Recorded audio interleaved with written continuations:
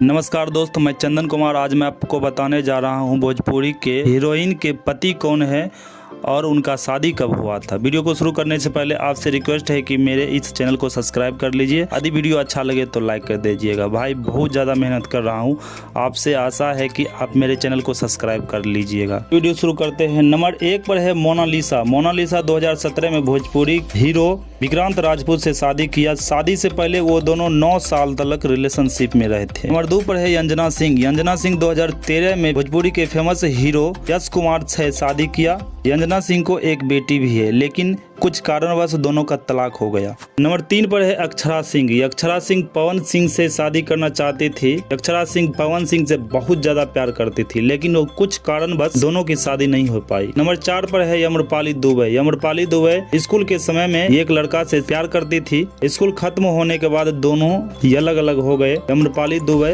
अभी सिंगल है। नंबर 5 पर है निधि झा। निधि झा उर्फ लुलिया 2022 में भोजपुरी के फेमस हीरो यश कुमार के साथ शादी की। भोजपुरी की और भी फेमस हीरोइन है जिसकी शादी नहीं हुई है और जो सिंगल है। हमें उम्मीद है कि आप मेरे चैनल को सब्सक्राइब कर लिए होंगे और वीडियो को लाइक कर दिए होंगे। धन्यवाद।